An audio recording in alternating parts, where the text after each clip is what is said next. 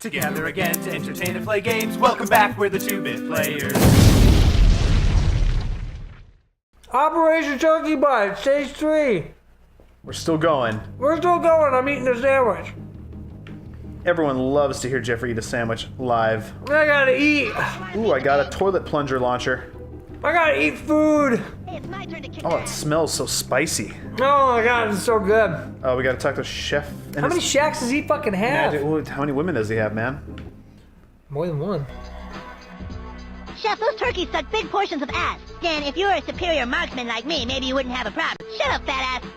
Children, you need to focus on the problem at hand. I just found out those turkeys are nesting in a cave complex formed by the volcano when it erupted. If you children don't take care of those turkeys, that could be the end of us all. Are you up for it? What did he say? He said we gotta go kill the nest of turkeys. No. What did Kenny say? Oh, he said, absolutely, Chef.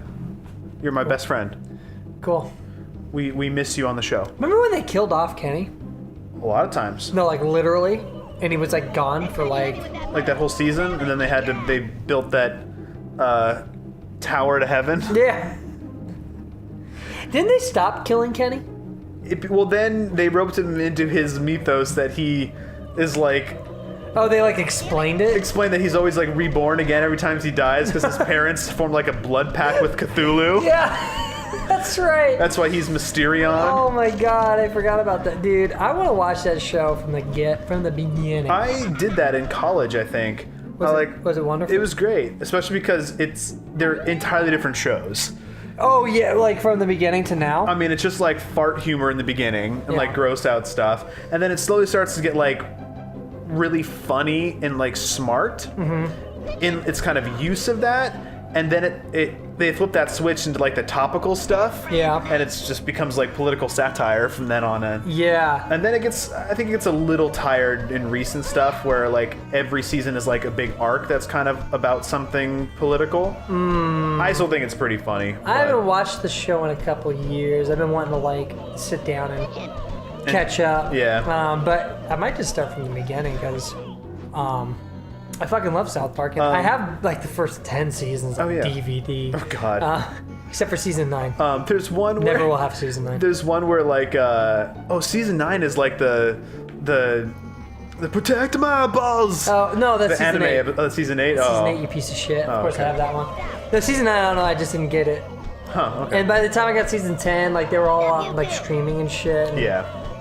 And there's one in one of the recent-ish seasons where the boys, they're trying to get like a Whole Foods or something to reinvigorate the town of South Park. This sounds familiar. I think I saw this season.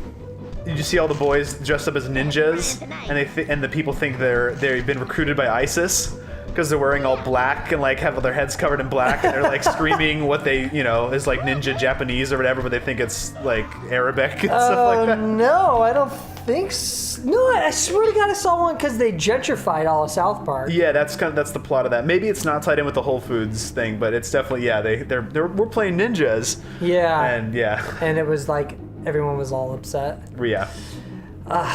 South Park's such a like, smart show. ISIS like reaches out to them. Really? They're like, guys, or something like that. Maybe you saw 6 Days to Air, right? Yes. Oh, such a good, so interesting. Oh yeah. I didn't know Bill Hader was a writer. Yeah. They didn't even like talk to him in that documentary. He was just there.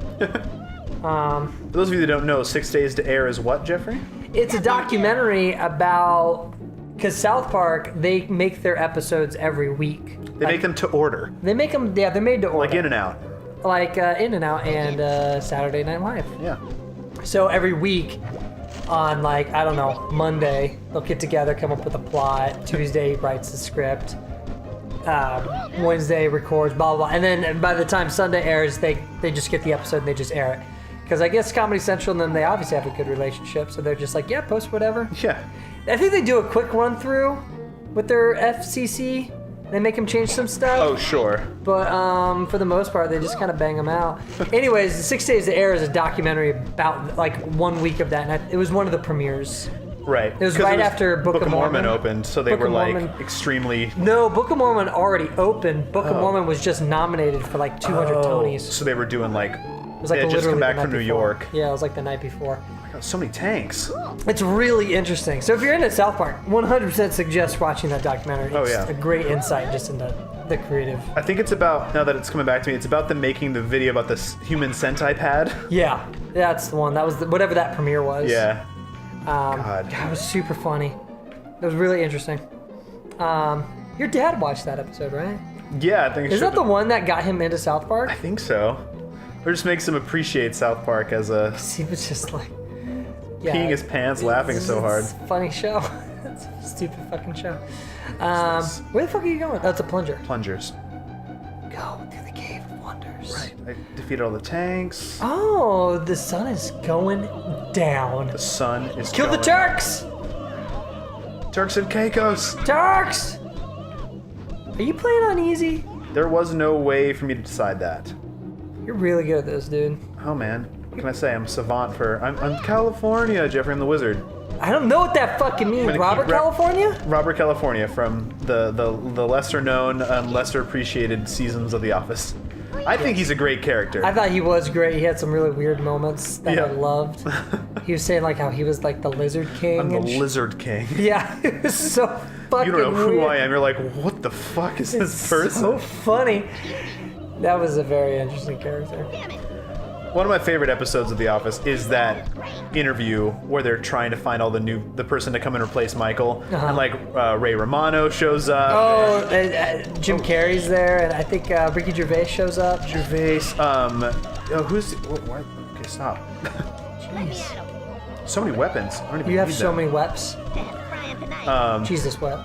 Will Arnett is one of them, but James Spader's interview in that scene is, I think, one of the best written scenes of all time. Oh, because doesn't he just like manipulate the whole? Yeah, and he's like, I'm not in control. You guys, Toby, you've never felt steamroll before. Or Jim, he's like, do you feel, pressed right now? And Jim's just silent, transfixed. He's like, you can answer me. He's like, no, I'm good. He's like, see, that was your choice to answer.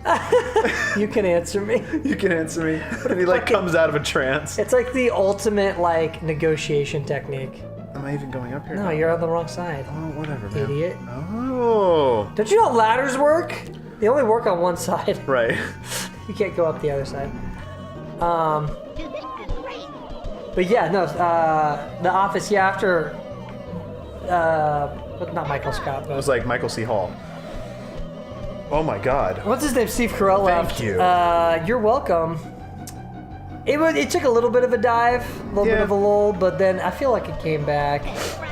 I contend that their finale is one of the best, like, series finales. The finale was really good. Yeah, it just tied up everything nicely. You kind of left... I didn't leave feeling like I was like, oh, that's how they ended it, Yeah. I was hoping it would end like years before. I was hoping it would end with them all getting together to watch the first episode of The Office. That's how I was hoping the show would end. Oh, gotcha. Them like going to a bar or whatever. I'm like, cool, our episodes are, because they kind of did that. They kinda said that- but it was only like a documentary. Right. Which I thought was weird. It would have been better if it was like a TV show. Mm-hmm. Like a long running documentary. Well, you know the fan theory about show. why it was a documentary? Why? So in one of the episodes where Jan's like on top of Michael about how to run the office, he's got the like the employee, not complaint box, but the criticism box or whatever, Mm-hmm. And he opens up one and they're like, oh, you should have more outreach for employees dealing with depression. Yeah. And he's like, who wrote this? And he looks at Phyllis and she's like, oh, that was Dave or something. He's like, I don't remember any Dave. He's like, oh, he was the guy that, and then she like motions blowing his brains out. And he's like, oh, that guy was weird. He puts it away.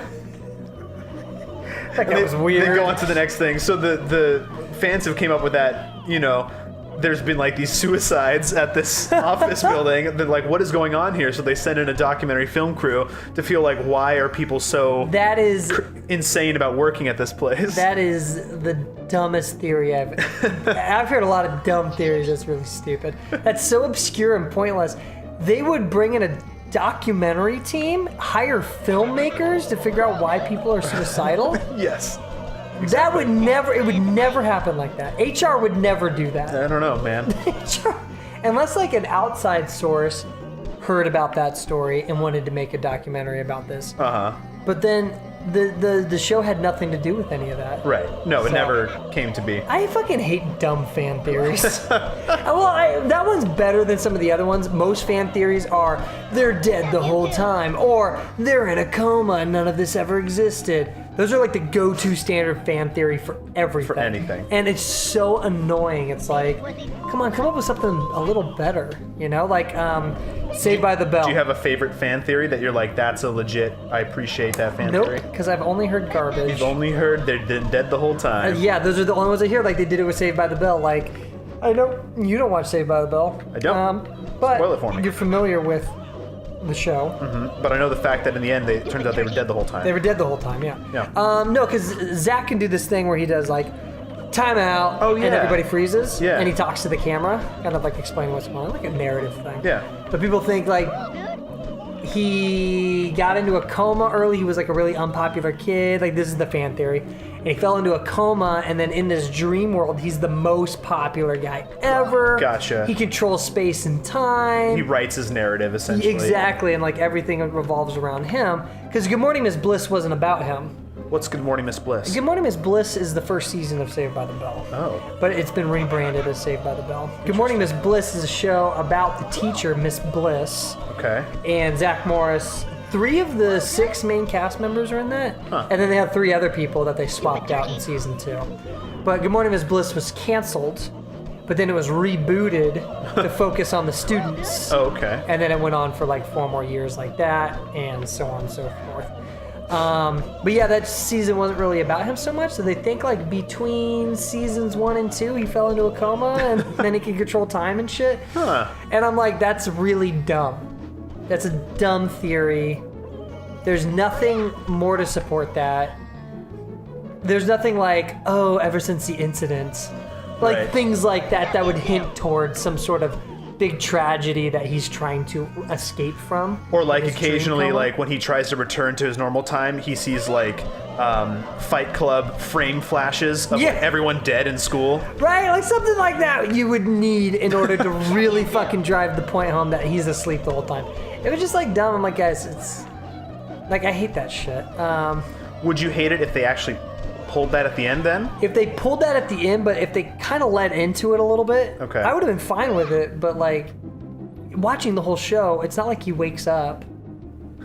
You know, Sure. like with a fan theory like that, you have to establish. Gotcha. Oh, that's that noise. Yeah, it's me getting cheesy poofs and being so psyched and jazzed You about gotta like establish that shit. You can't just say like, oh, fan theory because of like 2 small insignificant things. it. Right. Like that's bullshit. Like the Office thing, you'd have to have like more dealing with suicide and depression. Uh-huh. They would have, but they never. As far as I know, that was the only one where they ever talked about that in the entire show. Yeah. And There's other theories that like Toby, or actually Jim, is the Scranton Strangler. okay, sell it to me. I have to look it up. I'm not I heard- fully researched on that. I heard everybody thought Toby was a Scranton. Scranton Strangler. Yes, and the Office tried to confirm it by releasing a mini documentary like a couple months ago on YouTube. The Office, like the actual guys, Oh. and they just chopped together a bunch of clips and put it on YouTube. It was like 10 minutes. They're like, oh my god, they just confirmed that Toby's the guy. But at the end of the clips, he goes to visit the Strangler. Uh-huh. And gets strangled by And he him? gets strangled by him. So I'm like, he's clearly not the Strangler. Because he's like, I don't think he did it. I don't think that's him. Oh, right. Oh, The whole documentary, the way they edited it together, very much made it seem like, oh, they made a mistake. Because they did Making a Murderer. This is what they did. It was a Making a Murderer parody. But then at the end, he gets strangled, and I'm like, okay, yeah, so that was... Okay, so that's out of it then. Yeah. That's my take. Anyways, I gotta be reaching the end of this pretty soon. I fucking hope so, dude. This is the longest episode in the this history is- of mankind. This is it. This is the ending. This is it? This This is the ending right out the other end of this very, very long tunnel. No, this isn't the end of the game though, right? No. I was like, You're only That on would Operation suck. Turkey Butt, bro. oh, there's more operations than just turkey butt? There's so many operations. Oh, there's like goat butt? Stop it, Noah. You know what I feel about goats. Hate him. Hate them. Oh, you switched characters. No, I'm still... No, you just switched over to Eric. I did? Yeah. You will respect You just... Oh, because he uses the toilet plunger. Holy shit. Stan's got the dodgeballs. And the snowballs. Holy shit. No, I have to jump up this? if you don't beat this, I'm gonna fucking call it. What? Call what? The episode. No. I'm gonna call it. No, I'm gonna beat this, man. You better beat this episode. Gonna this try. level real quick, or I'm gonna fucking call it, dude. People are getting pissed. You see the comments, live stream in the comments below? I know, man. They're just yelling, "Call it, call it." They're just chanting, "Call it." Unplug. Unplug. Shut him down. Unplug. They're just shouting, "Stupid players." Stupid players. Stupid players. Over and over, and I'm embarrassed. I'm fucking embarrassed. You're embarrassing me. Alright, let's try and rip through this then. Rip through it! You're gonna want to save those. Whatever. You want to save those. I'll do the toilet plunger launcher and I'll back to dodgeballs. Snowballs. Yes, now you're getting it. Before you didn't get it, but now you do. Okay, I see. Yeah, I was so blind, but now I see. I'd say the problem with this game, the levels are a bit too vast, with Yeah. not a lot going on inside them. Literally, though. Like, they could be a lot smaller. And if they were smaller, you wouldn't have this depth problem, What do you mean? because you can only see render so far? the first, like, 40 feet ahead of you. Yeah. Oh my god. I'm sensing a montage coming up, Jeffrey. Are you sensing, fast forward to the end of the episode? Yep. Hey, we're gonna fast forward to the end of the episode, and I'm going to the end of the episode. End of the episode, and we're going there. Going there. We're going there! Oh, here we go. Oh, shit! We're back. Jeffrey's got a mouthful of sandwich, and we're gonna finish up this. The I'm not turkey. gonna say anything because it's plot. Oh, okay. I can finish my sandwich. Finish your sandwich in silence. Oh, it's a giant ball sack turkey. It's the boss, Oh, is this why I needed to save my dart launchers? which we will tackle next time. Thanks for the view. Now comment, like, and subscribe, because we're all just 2-bit players.